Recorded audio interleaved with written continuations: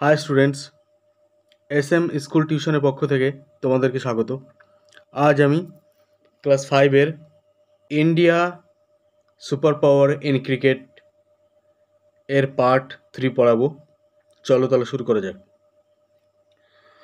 The most memorable moment of the match came when Kapil Dev, মানে সব থেকে স্মরণীয় মুহূর্ত এসেছিল যখন Kapil Dev, the Indian captain, ভারতীয় captain, ran a distance about 20 years, সে 20 গজ দৌড়েছিল, টু টেক এ ক্যাচ, একটা ক্যাচ ধরার জন্য, হুইচ ডিসমিসড ভিভিয়ান রিচার্ড, যা ভিভিয়ান রিচার্ডকে আউট করেছিল। অর্থাৎ কপিল দেব একটা ক্যাচ ধরেছিল, যে ক্যাচ ধরতে 20 গজ তাকে দৌড়াতে হয়েছিল এবং ভিভিয়ান রিচার্ডকে ওই ক্যাচ ধরে আউট করে দিয়েছিল।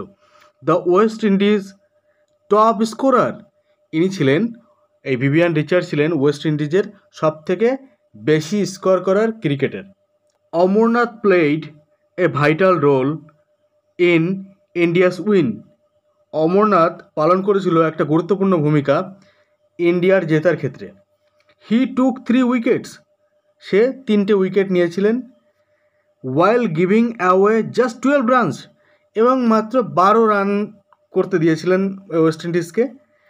From his 7 overs of bowling, এবং 7 ওভারে 12 রান করতে দিয়েছিলেন, মাত্র 12 run. He was declared the man of the match for his allround performance, অমরনাথকে man of the match declare করা হয়েছিল, অর্থাৎ ঘোষণা করা হয়েছিল তার অলরাউন্ড পারফরমেন্সের জন্য, কারণ সে ব্যাটও ভালো করেছিল, হ্যাঁ আমরা জানি, এবং বলও ভালো করেছিল। চলো তারপরে পরে যাক। The Indian team had stunned the world by winning the world cup, এই ভারতীয় দল পুরো বিশ্বকে স্তব্ধ করে দিয়েছিল এই ওয়ার্ল্ড কাপ জিতে। Cricket in India started gaining rapid popularity since then, তখন থেকে ভারতে ক্রিকেট জনপ্রিয় হয়ে উঠেছে।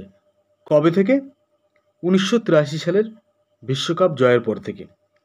Rahul finished the report, Rahul সেই রিপোর্টটা শেষ করলো, অর্থাৎ পড়ে শেষ করলো আর কি।